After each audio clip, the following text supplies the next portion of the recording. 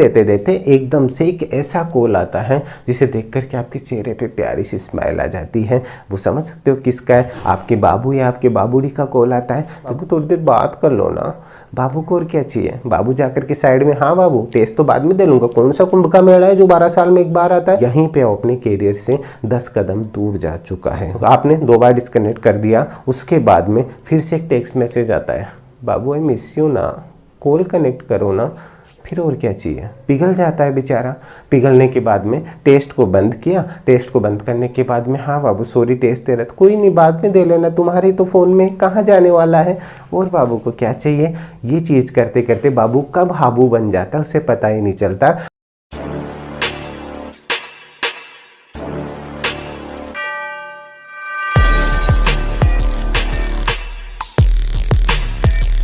क्या रियलिटी में mock test देना इतना ज़रूरी होता है? क्या मॉक टेस्ट देने से रियल में हमें प्रॉफिट होता है? क्या मॉक टेस्ट देने से हमें कोई नुकसान तो नहीं हो जाता है? हमारे बच्चे भी डिमांड करते हैं। अगर आप एज ए पेरेंट इस वीडियो को देख रहे हैं या फिर स्टूडेंट अगर आप इस वीडियो को देख रहे हैं, आपको हमेशा अक्सर होता है कि मॉक टेस्ट देने वाले ही क्या अच्छा स्कोर करते हैं, क्या वही एग्जाम क्वालिफाई कर पाते हैं? कि ऐसे बहुत से सवाल हैं आपके जो इस एक वीडियो के अंदर मैं कवर करने वाला हूँ। लाइफ टाइम आप कभी भी इस वीडियो को देख रहे हैं ना, ये हमेशा आपके लिए बहुत ज़्यादा कारगर साबित होने वाला है। आपके मोस्ट इंपोर्टेंट कुछ क्वेश्चन है जो हर एक स्टूडेंट के मन में आते हैं, उन क्वेश्चंस को मैं कवर करने वाला हूँ इस वीडियो के अंदर। इस वीडियो के अंत तक जरूर देख लीजिएगा, आपकी लाइफ को ये चेंज करने में बहुत ज़्यादा हेल्पफुल होगा। मेरे लाडलो, आपका सबसे बड़ा सवाल होता है, आप अक्सर किसी से पूछना चाहते हैं लेकिन आपको उसका जवाब नहीं मिलता है कि आखिर ये मॉक टेस्ट होता क्या है। इस वीडियो के अंदर ये चीज़ें कवर करने वाला हूँ मैं। दूसरा सवाल होगा आपका कि मॉक टेस्ट क्यों देते हैं। तीसरा सवाल होगा आपका मॉक टेस्ट कब लगाना सही है। ये चीज़ें अगर आपको पता होगी ना तो आपको अपनी मंजिल तक पहुंचने में कोई नहीं रोक सकता। नेक्स्ट क्वेश्चन होगा आपका मॉक टेस्ट लगाने का सही तरीका क्या है। उसके बाद में ऑनलाइन या ऑफलाइन कौन सा मॉक टेस्ट लगाना सही रहता है। उसके बाद में टाइम सेट कैसे करें, कैसे टेस्ट लगाएं। उसके बाद दिन में लगाएं या रात में लगाएं, कब टेस्ट लगाना है। उसके बाद सबसे बड़ी बात कि हमें किन चीज़ों से परहेज करना है, किन चीज़ों का ध्यान रखना है, इसका फ़ायदा और नुकसान क्या है। ये की सारी बातें कवर करने वाला हूं, तो इस वीडियो को अंत तक जरूर देख लीजिएगा और एक एक चीज़ को समझते हुए चलिएगा। अक्सर आपने देखा होगा कि आपके दोस्त आपको सजेस्ट करते हैं कि अगर तेरी तैयारी अच्छी हो चुकी है तो मॉक टेस्ट दे, ठीक है, ये बोला जाता है। या फिर आपको तैयारी से रिलेटेड कुछ पूछा ही नहीं जाता, आपको ये सजेस्ट किया जाता है कि मॉक टेस्ट देने से आपका एक अच्छा स्कोर हो जाएगा। तो उन्हीं सवालों की आपके जो अंदर वाले जवाब है ना, क्या सच में ऐसा होता है, उनके जवाबों की बात करता हूँ। तो लाड लो, चलिए पहले क्वेश्चन की तरफ चलते हैं कि आखिर ये मॉक टेस्ट क्या होता है। पहले तो हमें यह समझना चाहिए, सिर्फ हमने यही सुना है कि मॉक टेस्ट होता है या फिर आप मॉडल टेस्ट पेपर सोल्व करते हैं, इसका मतलब क्या होता है। एक तरीके से मॉक टेस्ट क्या होता है, बस एक आसान भाषा में समझा रहा हूँ। आपने 10th 12th में आपने एग्जाम दी है, सभी आज आप कॉम्पिटिटिव एग्जाम दे रहे हो, तो उससे पहले आपने 10th और 12th का बोर्ड दिया है। उससे पहले आपका एक प्री बोर्ड एग्जाम होता है। ये मेरे विचार हैं, ये मेरा वे है, अरे जिससे मैं आपको एक समझाने की कोशिश कर रहा हूँ कि आप मॉक टेस्ट को किस वे में समझ करके कैसे क्या कर सकते हैं। मॉक टेस्ट का नॉर्मल भाषा में बात करें तो मैं इसे एक प्री बोर्ड की तरह मानता हूँ। जब आप एग्जाम देने जाते हैं तो आपकी बोर्ड की एग्जाम होती है, उससे पहले आपका प्री बोर्ड होता है। उससे आपको पता चलता है कि आपकी प्रिपरेशन कैसी है, आपकी तैयारी कैसी है। उसके ना आपको मार्क्स मिलते हैं ना है कहीं पे भी, उसके आधार पर आपको जज किया जाता है, लेकिन आप खुद को जज करते हैं कि आपकी तैयारी कितनी है, आपको खुद को पता होता है। ठीक उसी तरीके से आपका ये मॉक टेस्ट होता है। जब आप कोई कॉम्पिटिटिव एग्जाम देने जाते हैं उससे पहले आप डेली ये प्री बोर्ड टाइप में आप ये मॉक टेस्ट देते हैं, जिससे आपको पता चलता है कि आप कहाँ पर है, आप कितने पानी में हैं, आपको क्या कर रहे हो, आप कहाँ तक हो। ये सारी चीज़ें आपको मॉक टेस्ट से पता चलती हैं। तो मॉक टेस्ट आपको आपकी तैयारी को सेल्फ टेस्ट करने का एक सीधा सा माध्यम है, इसी को मॉक टेस्ट कहा जाता है। उम्मीद आपको समझ में आया होगा। इसके बाद में आपका सीधा सा सवाल आता है कि सर आखिर सभी बच्चे मॉक टेस्ट क्यों देते हैं। ध्यान से समझ लीजिएगा कि मॉक टेस्ट क्यों देते हैं। ये सबसे बड़ा सवाल आता है कि सर सारे के सारे बच्चे, हर एक किसी को भी देखो तो वो बोल रहे हैं कि मैंने मॉक टेस्ट परचेज कर रखा है, मैं टेस्ट दे रहा हूँ, मेरा इतना स्कोर बन रहा है, इतना नहीं बन रहा है। ये चीज़ें क्यों होती है? देखिए, इसमें से 2 टाइप के बच्चे होते हैं। एक तो जो स्टडी को लेकर के सीरियस होते हैं, उन्हें पता होता है कि मॉक टेस्ट क्यों देते हैं। दूसरे सीरियस होते हुए भी उन्हें नहीं पता होता है, कि वो मॉक टेस्ट क्यों दे रहे हैं और उन्हें क्यों देना चाहिए। तो ये सबसे बड़ा सवाल बनता है कि आखिर वो मॉक टेस्ट क्यों देते हैं। ठीक है, ध्यान से समझ लीजिएगा। कुछ बच्चे जो अपनी तैयारी हो चुकी है उसे टेस्ट करने के लिए कि उसकी कहाँ कमी रही है, उसे चेक करने के लिए मॉक टेस्ट देते हैं, ये सबको पता है। लेकिन उनमें से ये बच्चे कितने होते हैं, मुश्किल से 5 से 8% बच्चे ऐसे होते हैं जो सीरियस होकर के मॉक टेस्ट देते हैं, जिन्हें पता होता है कि वो मॉक टेस्ट क्यों दे रहे हैं, ये होते हैं। बाकी जितने भी आप 90 to 92% के जो बच्चे होते हैं उन्हें रियल में नहीं पता कि वो मॉक टेस्ट दे क्यों रहे हैं। बस वो इतना सा देखते हैं मेरा स्कोर कम आ रहा है, मैं दूसरा टेस्ट दूंगा उसमें अच्छा स्कोर करूंगा। लेकिन आप जो कमियां रह जाती है उनको वहां पे देखते ही नहीं हो, सिर्फ आप भीड़ जैसे चल रही है उस भीड़ के देखे देखे आप मॉक टेस्ट देते हो। अगर ये ईमानदारी से आप एक्सेप्ट करते हो तो सच सच बताना कमेंट करके कि आप लोग इसलिए टेस्ट देते हो कि आपके लाइब्रेरी में पास में बैठा दोस्त, आपके रिलेटिव, आपके फ्रेंड्स हैं, वो अक्सर आपको बताते हैं कि मैं मॉक टेस्ट दे रहा हूँ, मेरा इतने स्कोर बन रहा है। सिर्फ आप उसी बेस को मान करके आप मॉक टेस्ट देते हो। कभी आपने खुद ने सीरियस होकर के ये सोच के दिया है कि मैं मॉक टेस्ट में अपना स्कोर चेक करूं? ईमानदारी से बताइएगा। और वो स्कोर चेक करने के बाद में क्या आपने उसके ऊपर मंथन किया है, एनालाइज किया है कि मेरी कहाँ कमी रही है, मुझ पर काम करूं? अगर किया है, आप उन 5 से 8% स्टूडेंट पे आते हैं तो आप अपनी मंजिल के बहुत करीब हैं। अगर नहीं किया है तो आपको बहुत कुछ चीज़ें सीखने की ज़रूरत है, जो मैं आगे आपको बताने वाला हूँ। तो सबसे बड़ी बात, मॉक टेस्ट क्यों देते हैं? मॉक टेस्ट वो लोग देते हैं जो अपनी मंजिल के पास होते हैं और उस मंजिल तक जाने से पहले, आप जैसे गूगल मैप करते हो ना कहीं पे जाने के लिए, अपने रास्ते तक पहुंचने के लिए, तो ये मॉक टेस्ट एक तरीके से आपको अपनी मंजिल तक पहुंचने का गूगल मैप में एक रास्ता दिखाता है कि कहाँ कहाँ अड़चनें आ रही हैं, उन अड़चनों को दूर किया जा सके। ध्यान से समझिएगा। नेक्स्ट में आता हूँ कि मॉक टेस्ट कब लगाना सही है। ये सबसे मेन इंपॉर्टेंट इस वीडियो का जो बेस है ना, ये वो है कि आपको मॉक टेस्ट कब लगाना चाहिए। अक्सर बच्चे क्या होते हैं कि किसी भी एग्जाम के लिए अगर फॉर्म फिलअप किया है, आपकी एग्जाम आने वाली है, तो जैसे ही मान लीजिए आपकी एग्जाम 6 महीने बाद है, 3 महीने बाद है, जब भी है, तो आपको लगता है कि आपकी 3 महीने बाद में एग्जाम है, तो आप ये सोचते हो कि इतना सिलेबस मुझसे कवर तो हो नहीं पाएगा, तो मैं एक काम करता हूँ कि मॉक टेस्ट लगा लेता हूँ। ये आपकी ज़िंदगी की सबसे बड़ी गलती होती है और आपने कई बार इसको भुगता भी होगा। ईमानदारी से बताइएगा यहाँ कमेंट करके कि ऐसा हुआ है ना।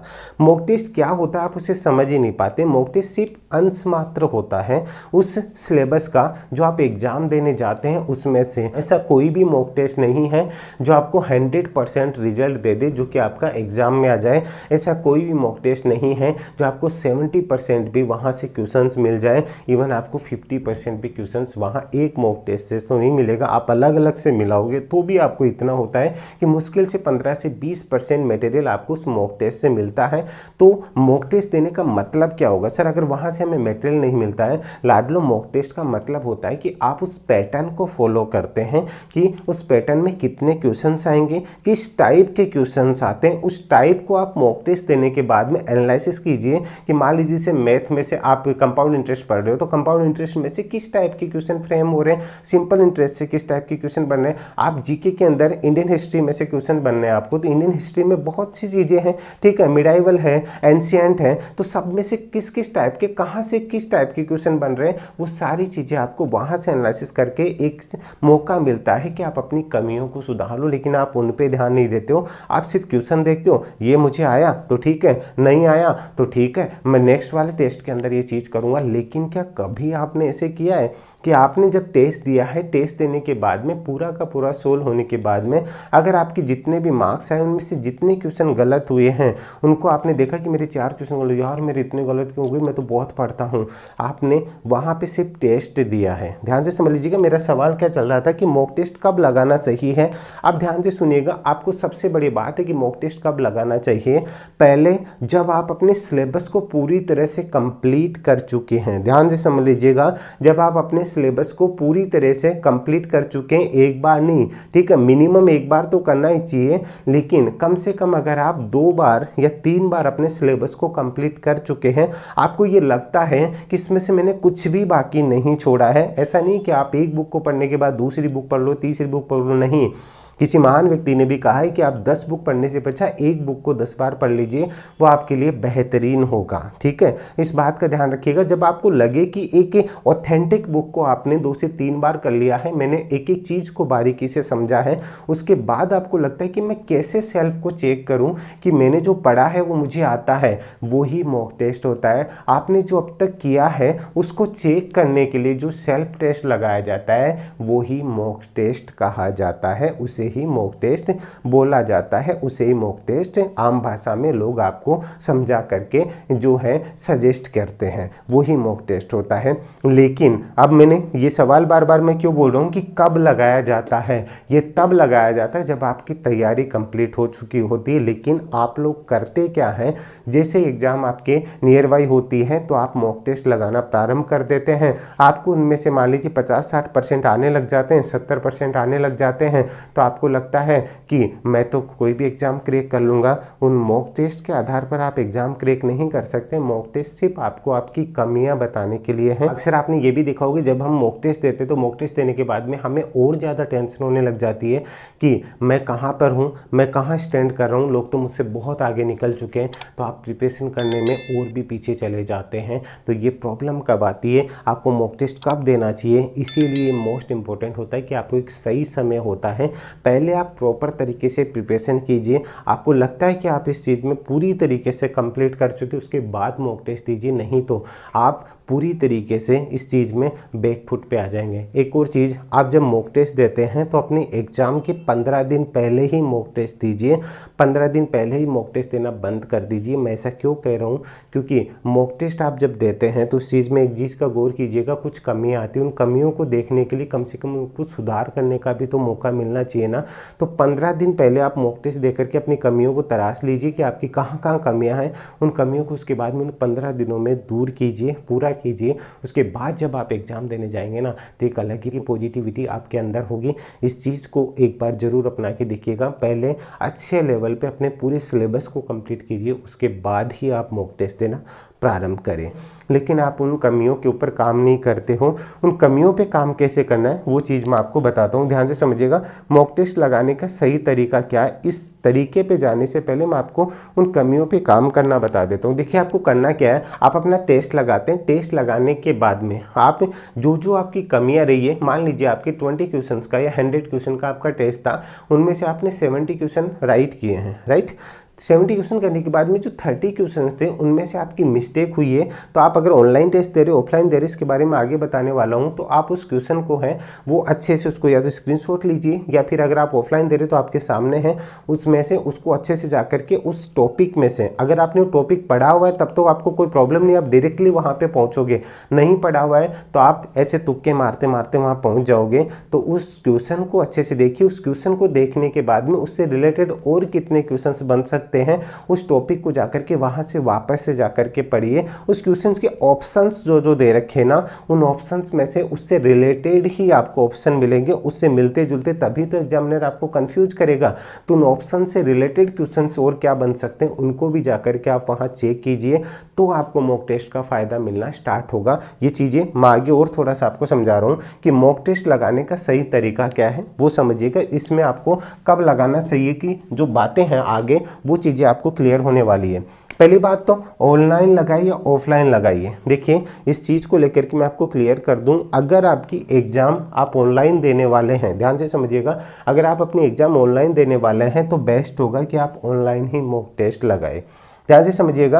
अगर आपकी एग्जाम ऑफलाइन देने वाले हैं तो मैं पहले सजेस्ट करूंगा कि अगर ऑफलाइन आपको अच्छा मटेरियल प्रोवाइड करवाया जाता है कहीं पे भी, तो आप ऑफलाइन मटेरियल को ही ज़्यादा टाइम दें। अब इसके मैं बताने वाला हूँ फ़ायदा नुकसान क्या है। लेकिन अगर ऑफलाइन नहीं मिल रहा है तो आप ऑनलाइन दे सकते हो, उसको ऑफलाइन में कन्वर्ट कैसे कर सकते हो वो मैं चीज़ें आपको बताने वाला हूँ। तो लगाने का सही तरीका क्या है, पहली चीज़ तो होता क्या है, आपको जो टेस्ट लगाओ, ठीक है, उसके अंदर आपको टाइम सेट करना अपना कि आपको टाइम, एक मान लीजिए अगर आपका 1 आवर का टेस्ट है तो 1 आवर का टेस्ट है तो उसमें आप सिर्फ टेस्ट ही दे रहे हैं। आप ऐसे टाइम पे टेस्ट लगाइए जहाँ पे आपको, जिस टाइम पे आपको कोई डिस्टर्ब करने वाला नहीं है। अगर आप लाइब्रेरी में बैठ करके टेस्ट दे रहे, क्योंकि वो आपका एक तरीके से प्री बोर्ड है, आपका कॉम्पिटिटिव एग्जाम है, ये सोच करके जब आप सीरियस होकर टेस्ट देंगे ना तभी टेस्ट होगा। या तो आप अपनी लाइब्रेरी में बैठ करके जहाँ पे आपको कोई डिस्टर्ब नहीं कर रहा है अपने फ़ोन को फ्लाइट मोड पे रखेंगे। बात समझ में आ गई। अपनी पानी की बोतल अपने पास रखेंगे। इन चीज़ों का स्पेशली ध्यान रखिएगा। अपने लैपटॉप या मोबाइल को अगर बैटरी डिस्चार्ज है तो आप पहले उसे चार्ज लगा करके ये सारे काम करके आप वहाँ बैठेंगे। नॉर्मल सी चीज़ें जहाँ आप गलतियाँ करते हो और बीच में आपका एक एक सेकंड भी खराब होता है तो इंपॉर्टेंट है। अब सबसे बड़ी बात जो अक्सर आप गलतियां करते हैं उस चीज़ पे ध्यान दीजिएगा। आपको थोड़ा सा ओड लगेगा कि सर ऐसे बात कर रहे हैं, लेकिन ये रियलिटी बता रहा हूँ। अब जब भी आप टेस्ट दे रहे हो तो पहली बात तो कोई तो सीरियस स्टूडेंट होते हैं तो सीरियस स्टूडेंट तो आराम से टेस्ट देता रहेगा। दूसरा एक स्टूडेंट होता है कि कोई बात नहीं अपन को टेस्ट देना है तो देते रहता है। अब टेस्ट देते देते एकदम से एक ऐसा कॉल आता है जिसे देख करके आपके चेहरे पे प्यारी सी स्माइल आ जाती है। वो समझ सकते हो किसका है, आपके बाबू या आपके बाबूड़ी का कॉल आता है। तो जैसे बाबू या बाबूड़ी का कॉल आता है एक बार तो थोड़ा सा सीरियस दिखाने के लिए आस पड़ोस वाला कुछ ना समझ ले, आप उससे कट कर देते हो। दोबारा बाबू का कॉल आता है, दोबारा हिम्मत ही नहीं हो पाती, आप उस कॉल को डिस्कनेक्ट कर दो। आप फ़ोन उठा लेते हो। हाँ बाबू मैं टेस्ट दे रहा था। बाबू थोड़ी देर बात कर लो ना। बाबू को और क्या चाहिए। बाबू जाकर के साइड में, हाँ बाबू टेस्ट तो बाद में दे लूँगा, कौन सा कुंभ का मेला है जो 12 साल में एक बार आता है, अपने घर की बात है बाद में दे लेंगे। वो अपने कैरियर को छोड़ करके पहले अपने बाबू के साथ लग जाता है। यहीं पे अपने कैरियर से 10 कदम दूर जा चुका है। ध्यान से सुनिएगा। एक और सीरियस स्टूडेंट जो टेस्ट दे रहा है, 2 बार कॉल आया उसने कट कर दिया। वो कोई भी हो सकता है, आपके दोस्त का कॉल आए, कोई भी हो सकता है, आपने 2 बार डिस्कनेक्ट कर दिया। उसके बाद में फिर से एक टेक्स्ट मैसेज आता है, बाबू आई मिस यू ना, कॉल कनेक्ट करो ना। फिर और क्या चाहिए। पिघल जाता है बेचारा। पिघलने के बाद में टेस्ट को बंद किया। टेस्ट को बंद करने के बाद में, हाँ बाबू सॉरी टेस्ट दे रहा था, कोई नहीं बाद में दे लेना, तुम्हारे तो फ़ोन में कहाँ जाने वाला है। और बाबू को क्या चाहिए। ये चीज़ करते करते बाबू कब हाबू बन जाता है उसे पता ही नहीं चलता। बाबूड़ी आपकी शादी करके कहीं चली जाती है अच्छे से जॉब वाले के साथ, बिजनेसमैन के साथ में, और यहाँ आप हाबू बन करके घूमते रहते हो। बोलोगे सर हाबू क्या होता है। ये जो कीड़े मकोड़े होते हैं ना, उनकी सी हालत बन करके रह जाती है ये दुनिया। अगर आप कुछ सक्सेस नहीं हो पाते ना तो आपको पैरों तले रोनती रहती है, वही हाबू बन करके रह जाओगे। इसलिए लाइफ में ध्यान रखो कि अपने करियर के प्रति सीरियस हो जाओ। जब भी टेस्ट कुछ भी लगा रहे हो ना तो अपने फ़ोन को फ्लाइट मोड में रखो। उस टाइम इंपॉर्टेंट है आपका करियर। तो ध्यान दीजिएगा। यहाँ पे आप ऑनलाइन टेस्ट लगा रहे हो तो इन चीज़ों का जरूर ध्यान रखिए। ऑफलाइन टेस्ट लगा रहे हो तो आप एक ओमार सीट की आपके पास अलग से किसी भी स्टेशनरी शॉप पे आपको पूरा का पूरा एक बंडल मिल जाएगा जिसके अंदर आपके 20 से 25 सेट मिनिमम आते हैं, जहां पे आप ओमार के तरीके से इन टेस्ट को दे करके इनको देने की कोशिश कीजिए। अभी ऑनलाइन या ऑफलाइन टेस्ट किस तरीके से दें, ये सबसे मेन इंपॉर्टेंट चीज़ होती है। अब इस टेस्ट को लगाने का तरीका क्या है। आपको अगर किसी भी एग्जाम की अगर आप प्रिपरेशन कर रहे हो तो आपको पूरा का पूरा टेस्ट लगाना होता है। कि देखिए मेरे अकॉर्डिंग अगर आपको जब भी टेस्ट देते हो आप अपनी कमियों को कैसे देख सकते हो, कैसे एनालिसिस कर सकते हो, तो आप पहले काम कीजिए कि टॉपिक वाइज आप मॉक टेस्ट लगाएं। ध्यान दीजिएगा। टॉपिक वाइज मॉक टेस्ट में क्या होगा, आप उस पर्टिकुलर सब्जेक्ट के अकॉर्डिंग अपनी कमियां दूर कर सकते हो। जैसे मान लीजिए आप इंडिया जीके पढ़ रहे हो तो इंडिया जीके में आपने हिस्ट्री पढ़ ली तो हिस्ट्री का आप प्रॉपर टेस्ट लगाइए टॉपिक वाइज। जैसे हिस्ट्री के अंदर आप कोई भी 1857 की क्रांति पढ़ रहे हो तो उस 1857 की क्रांति से कितने इंपॉर्टेंट क्वेश्चंस बन सकते हैं, इसमें से आपने कितना पढ़ा हुआ है, कितना आपको आता है, कहाँ कमी रही है, इस हिसाब से आप टॉपिक वाइज स्टडी कीजिए और आपको बहुत हेल्प मिलेगी। फिर उस टॉपिक में अगर कोई प्रॉब्लम आती है तो वापस जा करके उस टॉपिक को पढ़िए। ऐसे अगर आप मैथ में पढ़ रहे हैं, जैसे सिंपल इंटरेस्ट पढ़ रहे हैं, कंपाउंड इंटरेस्ट पढ़ रहे हैं, उससे रिलेटेड आपने पूरा का पूरा कंप्लीट करने के बाद उसका टेस्ट लगाइए। ठीक है। और टेस्ट लगाने के बाद उसमें जो कमियां रही है उसको दूर कीजिए। रीजनिंग अगर आप पढ़ रहे हैं तो रीजनिंग में आपने BR पढ़ लिया, ब्लड रिलेशन पढ़ लिया, वो पढ़ने के बाद में कहाँ आपकी कमी रही है उसको जाकर के आप वापस से चेक कीजिएगा। प्रॉपर तरीके से एक स्ट्रेटेजी लेकर के चलिए। जब आपको लगे कि टॉपिक वाइज टेस्ट पूरे करने के बाद में अब आप बोलेंगे कि सर सारे के लेंगे तो हमारे इतने पैसे लगेंगे, हर एक सब्जेक्ट का तो मैं नहीं बोल रहा हूँ ना। जैसे मेन आपका मैथ है जी, फिर आप जीके की बात कर रहे हो तो प्रॉपर तरीके से, या फिर टॉपिक वाइज अगर आपको कहीं नहीं मिलता है तो प्रॉपर जैसे हिस्ट्री का पूरे क्वेश्चन है उससे रिलेटेड ये सारे के सारे टेस्ट आपको यहाँ पे मेरा उमेश शर्मा एकेडमी का ऐप है वहाँ पे भी अवेलेबल हो जाएंगे। अगर आप किसी भी एग्जाम की प्रिपरेशन कर रहे हैं ना, किसी भी स्टेट लेवल की या फिर सेंट्रल लेवल की, बैंक, SSC, रेलवे या कोई भी स्टेट एग्जाम में, उसके लिए आपको टेस्ट यहाँ पे अवेलेबल हो जाएगा। लिंक डिस्क्रिप्शन में दे रखा। और सभी जितने भी कोर्सेज हैं किसी भी सब्जेक्ट से रिलेटेड आपको सब कुछ है, वो हैंड रिटन नोट्स और सारे इंपॉर्टेंट उनके टेस्ट सब कुछ आपको ऐप के ऊपर अवेलेबल है, जाकर के चेक जरूर कर लीजिएगा। एवरग्रीन टेस्ट है, ये हर एक एग्जाम के लिए आपके लिए यूजफुल होंगे। आप कभी भी किसी भी वक्त इन टेस्ट को दे करके अपना स्कोर चेक कर सकते हो, आप किस स्टेज पर हो वो चीज़ चेक कर सकते हो। तो यहाँ पे सबसे मेन चीज़ आपको मैं अगर रिकमेंड करूँगा तो आपको टॉपिक वाइज जो टेस्ट सीरीज आपको मिलती है तो उनको चेक कीजिएगा। अगर आपको चाहिए तो आपको इस ऐप के ऊपर भी अवेलेबल हो जाएगी। तो मेन मस्ट आप ये रखिए कि आप टॉपिक वाइज टेस्ट सीरीज दें, जिससे आप एक एक चीज़ को बारीकी से कंप्लीट कर सके, जिससे आप एक अच्छा सपना लेकर चल सकते हैं। एडमिनिस्ट्रेशन सर्विसेज में जाना चाहते हैं तो आप अपनी एक एक चीज़ को कमी को दूर कीजिए, आपको पता चलेगा। इसके बाद में सबसे मेन चीज़ आती है कि आप परहेज किन चीज़ों से करें। परहेज मेनली आपको उस टाइम पे आपको एक ऐसे शांत माहौल में बैठ करके एग्जाम देना है जहाँ पे आपको ये लगे कि आप सिर्फ एग्जाम दे रहे हैं, एग्जाम का माहौल मिला हुआ है। जैसे आप डॉक्टर के पास जाते दवाइयाँ लेते हैं ना, दवाई लेते वक्त आपको डॉक्टर बताता है कि इन इन चीज़ों से परहेज करें। वही चीज़ है कि अगर कैरियर में सक्सेस होना है तो इन चीज़ों का जरूर ध्यान रखें। दूसरी बात, क्या सर इसका फ़ायदा होता है या नुकसान होता है? मॉक टेस्ट देने का कोई नुकसान तो नहीं होता ना। देखिए, मॉक टेस्ट देने का ऐसा कोई भी नुकसान नहीं होता जिससे आपको कहीं पे भी, अगर आपने पढ़ाई नहीं भी की है ना, फिर भी आपको कुछ ना कुछ नॉलेज ही होगा। इसलिए कह रहा हूँ कि आप अगर प्रिपेयर कर चुके हैं, अच्छे लेवल पे कर चुके हैं, तो उसके बाद आप मॉक टेस्ट दीजिए, आपको बहुत ज़्यादा इंप्रूवमेंट मिलेगा।